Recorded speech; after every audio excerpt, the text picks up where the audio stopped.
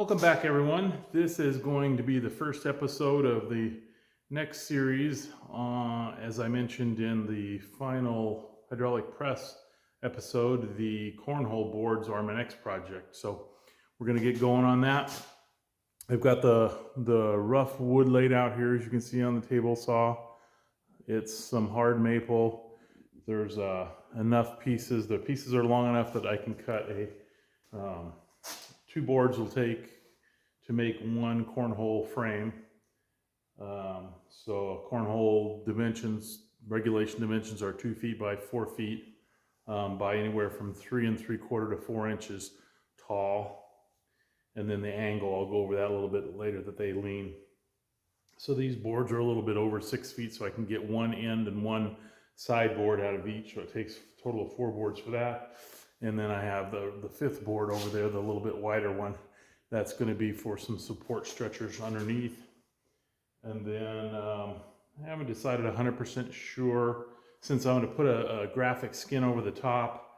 The board itself that the bean bags would land on can be made out of anything. I'll probably use MDF just because it's very stable, but because they will be outside, I'll seal it up really good with a urethane or shellac or something so that the moisture can't penetrate into the MDF.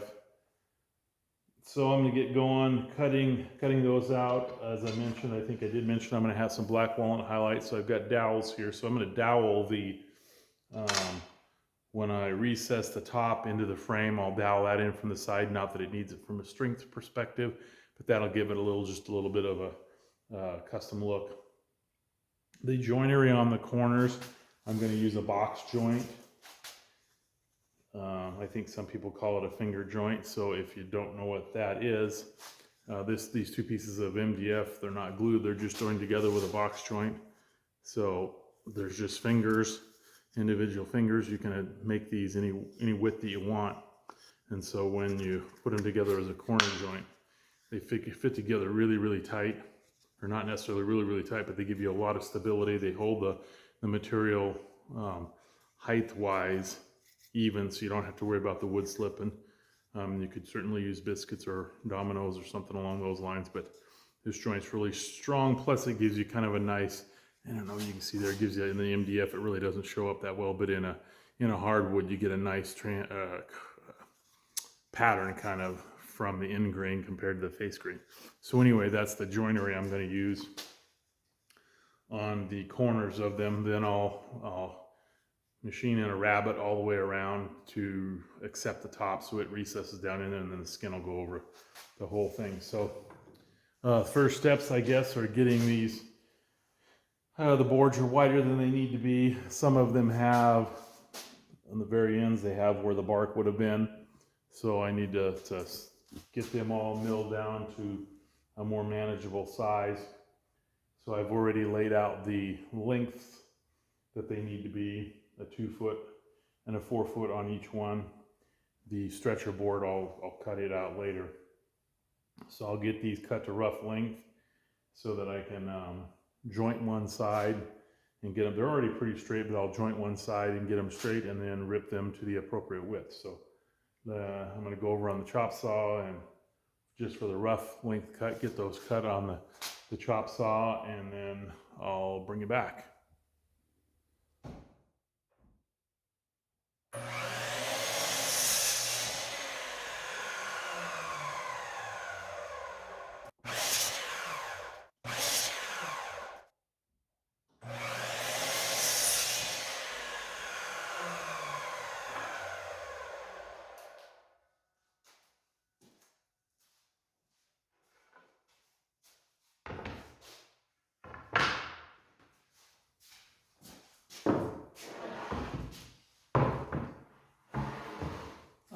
Gets those cut to length, or rough, gets those cut to rough length at least. Some of them are close enough to being straight that I can run them through the joiner. A couple of them might have enough of a curve that I might straighten them on the table saw. So I'm going to lay them out here and kind of take some measurements, and I'll bring you back when I'm ready to perform that operation.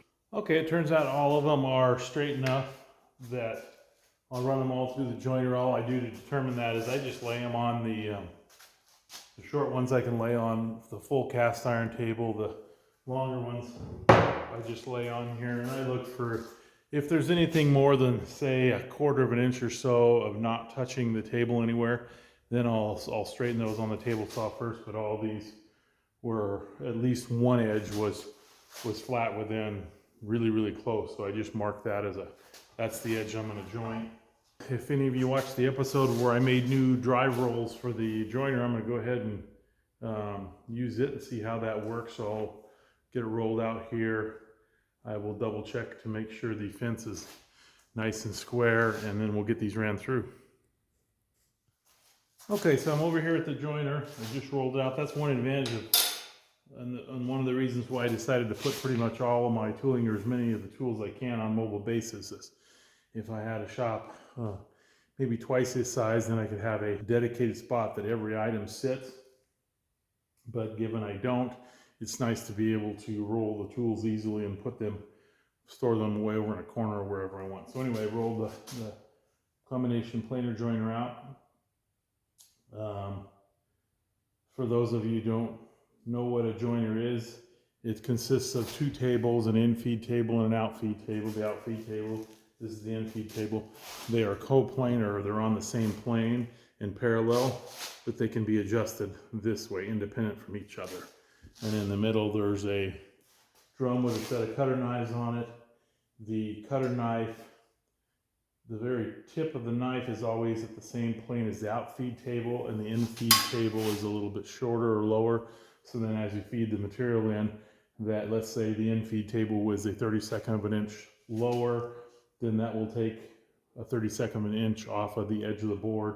And then as it comes onto the outfeed table, that supports it so the board doesn't tip. So the key to joining the board is to get it flat, but then also to get that jointed surface that you do 90 degrees to the face of the board. So when I put this back together, I did square the fence to the table really accurately. So that should be good, but ultimately what matters is the squareness of the fence to the cutter head. The cutter head should indeed be on the same plane or parallel with the table, but just in case it's not, I'm going to run a test piece through it, and then I'll put a precision square on it and see to make sure that that edge is indeed square with the face of the wood.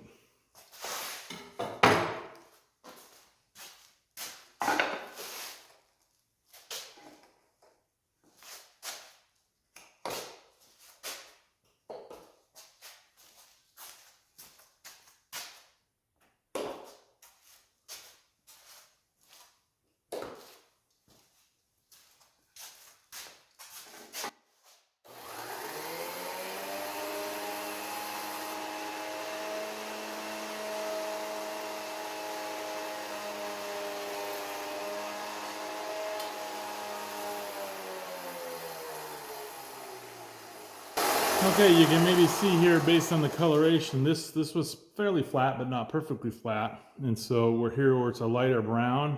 It actually took the material off. This was a high spot where it missed, or didn't miss. It was higher than what the cutter knives were set at for it. Cut again, and then left one little spot down here. So a second pass, we should clean that up, and then I'll check it with the square.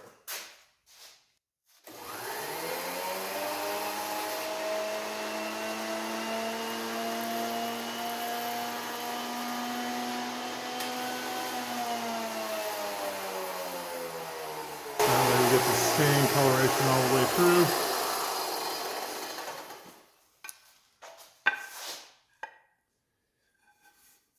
Might be kind of hard to show you this.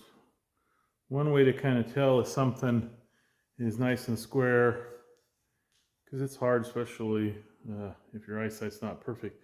It's hard to maybe see a gap by just looking down on it, but if you hold it up to a light, obviously the light will come through any kind of a gap whatsoever that maybe you can't see just based on the colorness. So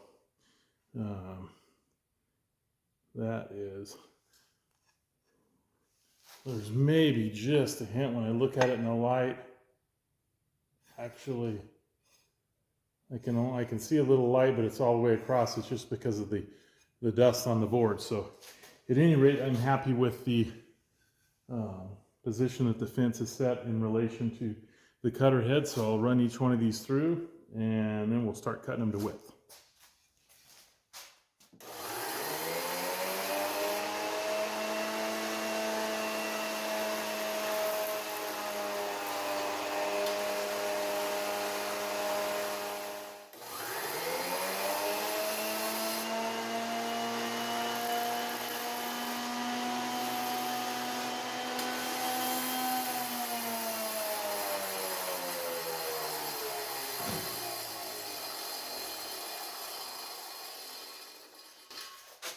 This is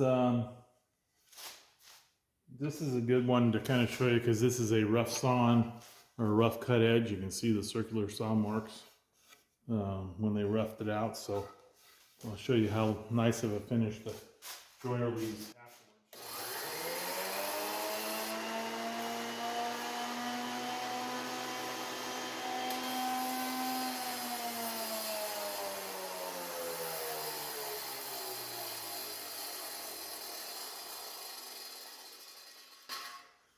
This is one that had enough of a bow. I think that's set for about a 64th of an inch or so. So this one had enough on the bow.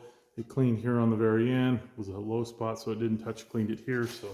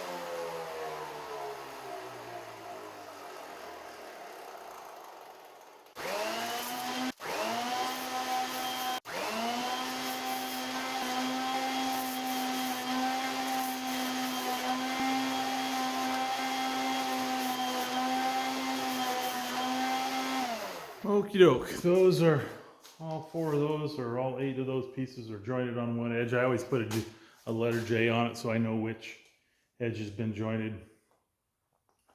So I'm going to run them through the planer next because maple can be really bad about tear out, or what's called snipe. So the boards are a fair amount wider than what I need. So by joining or by planing them first, if there are any bad spots, I might be able to cut those out when I've cut them to final width. So I'll run them through the planer next, and then we'll see how that goes, and then cut them to width. So this first board I'm going to run through is that one that had the low spot when they had ran it through the factory planer. So I'm going to run that one through, and that'll kind of set my minimum. I'll measure it against the others. That's kind of what I always try to do is figure out actually what the thickest board is and mark my way down from the thicker boards to the thinnest. That way I don't have to reset the joiners. Actually, let me take some measurements of these other boards and then we'll go from there. Okay, so I found the thickest board of the bunch. They're all really close. And I'll plane these all down to 3/4 inch, and they all, this was rough sawn material. So they're right now, they're like right on 850 thousandths, so they're 100 thousandths or a 1/10 of an inch too thick. So that'll leave me more than enough to hopefully take out any cupping that is there. Once I get a good surface on these pieces that were edge pieces or live edge pieces that had bark, I'll try to get a nice smooth flat surface on the opposite side and then take the bulk of the material off of the bark side, and that will give me a little bit wider section to work with.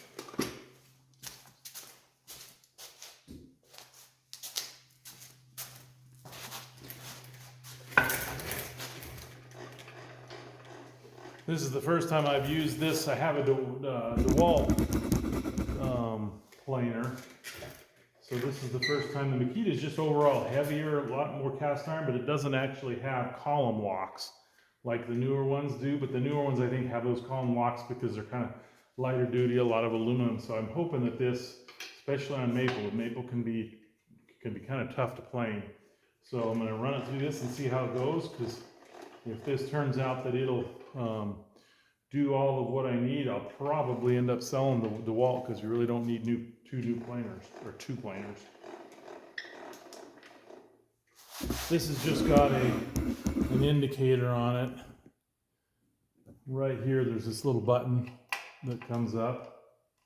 So it's easier with the wood off, or with the planer off, to just lay your wood all the way in there and bring it down until you see that little button start to come up, and then you just bring it up whatever depth you want to remove.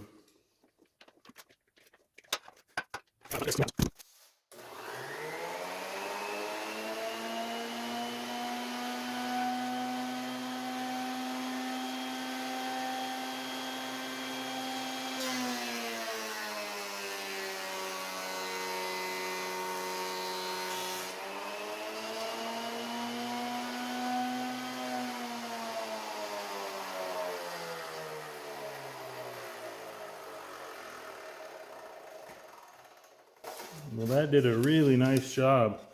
There's virtually no snipe in that.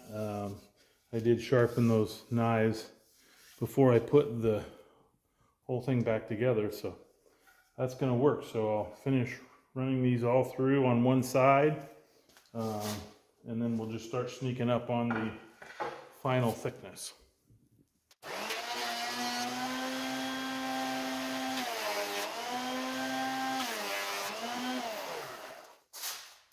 I just put a light pencil mark on the face that I just planed. That way I don't lose track of what's ran through the planer and what's not. So we'll try the long boards and see how that goes.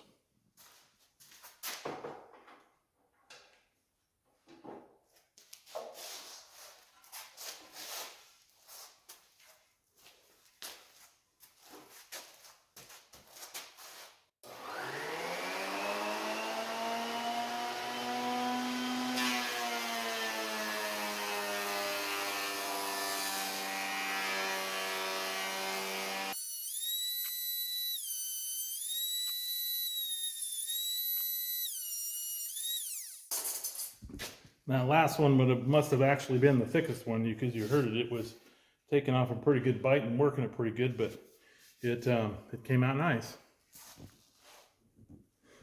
So now I'll flip them all over and start taking material off of, like I said, that live edge side until I get them down to the thickness I want. Okay, I've got all of those planed right down to exactly 3/4 of an inch. There was, like I said, about 1/10 of an inch to take off, which doesn't sound like a lot, but if I pan you around here and you take a look at the pile of sawdust, or the, not really sawdust, but shavings, it adds up. So I'll get the planer put away and get a little bit of cleanup done here on the table saw table, and we'll start repping these to width. Okay, so now that I've got those boards jointed on one edge and planed on both sides, we're ready to cut them to width. Basically, the way that'll work out with these box joints is that you can apply a box joint to any width of board you want. The fingers can be any width you want. It has to do with the setup on the table saw. So let's say I had a board, whatever, 6 inches wide. These happen to be 3/8. If the math happens to work out to where you end up with a nice full finger on one end, that's fine. But if you don't, you can have a situation where you'll have a partial, which is fine. From the aspect of looking at it, it's kind of nice if they end up like this. And so where I use 3/8 measurements, if I ended at a perfectly even or full width pin, that gives me 3 3/4, which is the minimum height for a cornhole board regulation. Not that I'm going to compete, so it really doesn't matter, but because I was originally going to do 4 inches, but then that would have left a pin that was like half the width, so it would have looked a little weird. I suppose you could offset that and have a half a pin on each side, but so I decided at any rate to cut these to it's right at 3 3/4. That way it gives me a full, so this is a mock-up of that board, gives me a full width pin on each side. So that's the setup there. I've got the table saw, the fence set to accomplish that. So basically I can just run these through the table saw now to width. Of course, I'll put that jointed edge up against the fence so that gives me 2 finished edges. I already have the one jointed edge.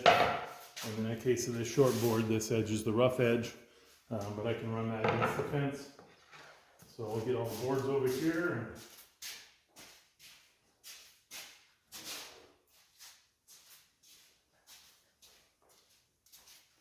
So the boards that I'm going to run through first, actually I'm going to change up the steps I'm going to do here. These boards that don't have any of the live edge wouldn't matter. I could go ahead and cut them right to width. But some of these, as I mentioned earlier, that have this live edge curvature, there's enough board in here, good board in the middle, but that means I've got to trim off just a little bit. Just get rid of this portion, and then I could, from that nice crisp edge, then I can come back to 3 3/4. So actually I'm going to go ahead and trim that first and then reset the fence. Otherwise, if I cut some of the boards to final width first, and then when I did have to come back and trim this off, I'd have to reset the fence, which it wouldn't be that hard to get it set right to the exact same amount as the previous one. But it's a little bit easier just to go ahead and do this first. That way when I do my actual 3 3/4, it'll be exactly the same on all 8 pieces. So each one of these is a little bit different. So I'll be moving the fence back and forth. And then when I get these trimmed up and ready to make the final cut, I'll do that.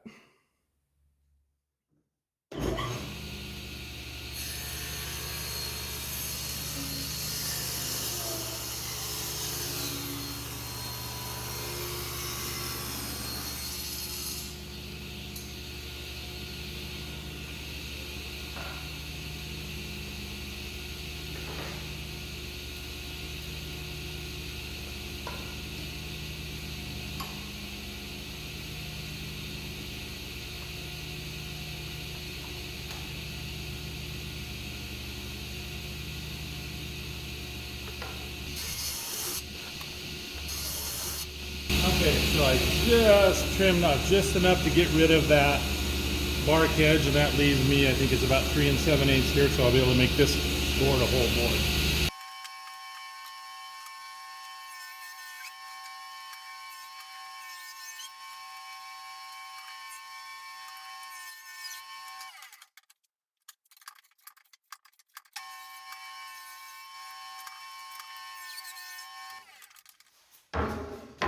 So I've got one here that I'm not going to be able to get to 3 3/4 without having some of that. So I'm going to, I'll set this one aside and use it for the spreaders underneath instead of legs. And I'll use that other wider board that I have, cut a 4-footer out of that. So off camera, I'll go ahead and plane that down to the same widths and join it down to these, and then I'll come right back. Okay, so I got that other piece cut out, and I've got them all laid out in here on the table saw with the jointed edge on the far side. So I just bring them straight over to this side. That gives me the jointed edge to run up against the fence. And I got the fence set, so I'm just going to go ahead and run all 8 pieces through, and then they will be to the correct width, thickness, and length.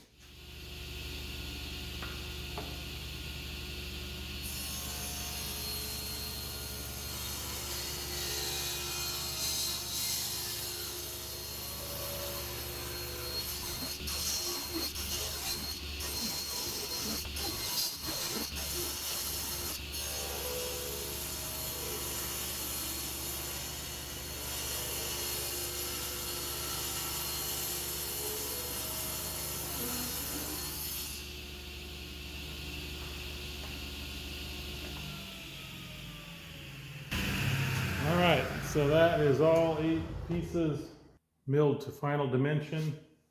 I'm kind of debating on whether to leave them a full 3/4 of an inch thick or not.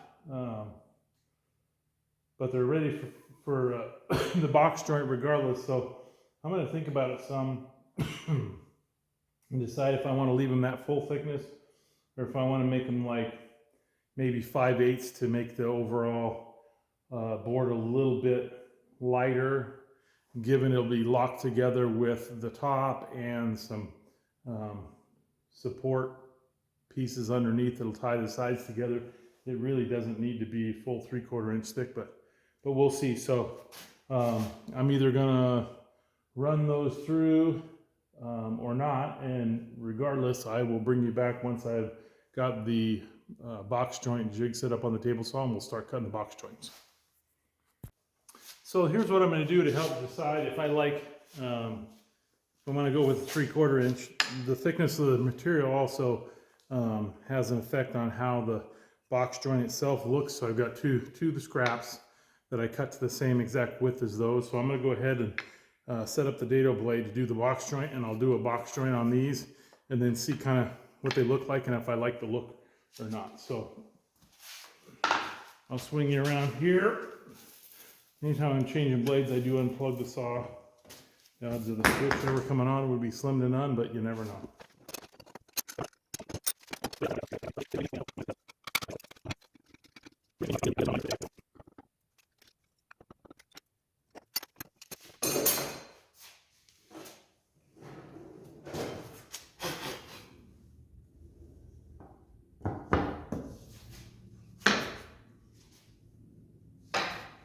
All right, so that's the dado stack on. Let me grab the box joint jig.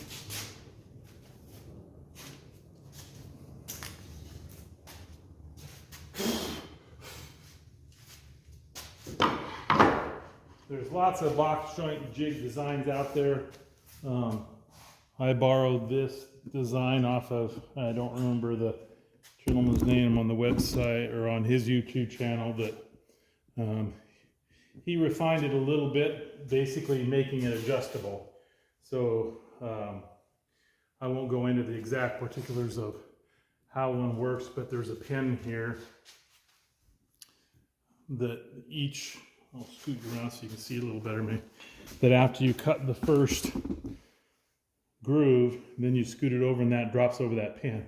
So most box jigs, you're kind of stuck with that dimension. This one, if you wanted to change it, there's some, I'm not going to loosen it because it's set, but there's some wing nuts on the back side here as well as here, and so you can move this piece, and so you can change that pin to a different location and then dial it in. So at any rate, it can be used on different width box joint. This one's 3/8 specifically. Right now it's set up for 3/8. So you set the blade height to the thickness of the material plus just a tiny little bit more, because when you want the fingers, I'll show you here. When you bring the fingers together, you want them to stick. The fingers on this piece, you want them to stick just proud the slightest little bit so that you can sand them down or be dead flush. If they're too short, there's nothing you can do about that other than to recut every one, which then odds are it's going to make it a little bit looser. So you want that blade height on top of the blade height plus the thickness of your sled to equal the material thickness plus a little tiny bit. So so I have to run the saw. This zero clearance, the groove's only cut enough to do that 1/2 inch, so I've got to hold that down and bring the saw blade up a little bit more to come through that. What works good for that, instead of reaching over there with your fingers, is just to put the fence over the top of the zero clearance insert, and that holds it from when you raise the saw blade while the saw is running. That keeps it from trying to push out of the table. So much over 3/4 it is.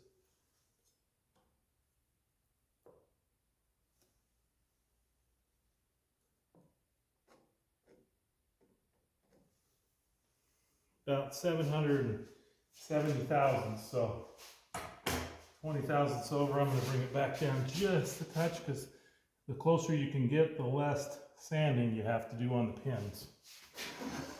All right. I'm going to test it on a piece of MDF just to make sure the depth is good, and then I will test it on those sample pieces.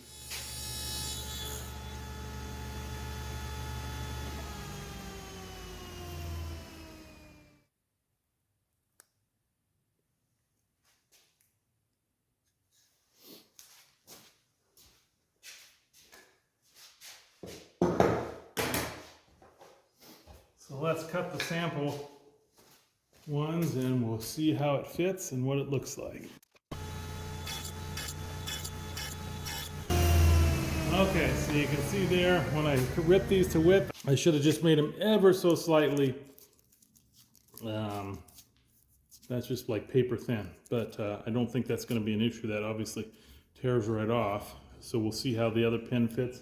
If need be, I'll reset the fence and run them all through really quickly again.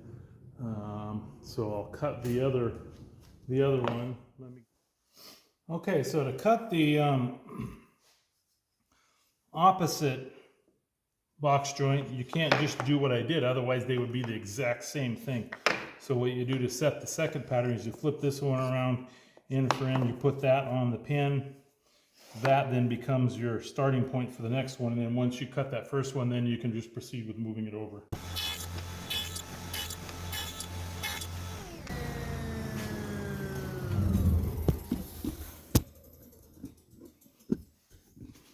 All right, so let's take a look at how those fit.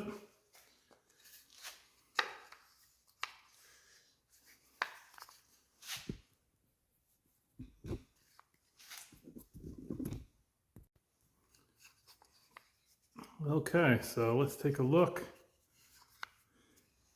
Let's look at the inside corner first. Fits super snug. Take a look at the outside. I like that look. I think I'm going to leave them 3/4 of an inch thick. These, if you do box joints, you have to, if you're like me and you're kind of particular and you want to get things as tight a tolerance as you can, you have to be careful that if you make these too tight, then when you glue them, it leaves no room whatsoever for the glue. So somewhere in the neighborhood of 3 or 4 thousandths is what I try to kind of shoot for. It leaves a little bit of room. So these slip together a little bit easier than the sample went in, but you can see there's virtually, when I pull them in tight, there's still virtually no gap. So that leaves, they're just loose enough that there's a little bit of play, just enough for some glue in there. So, and when it is together tight, the pins, I can feel that the pins are just enough. You can't hardly even see it with the camera, but they're just enough I can catch my fingernail on it.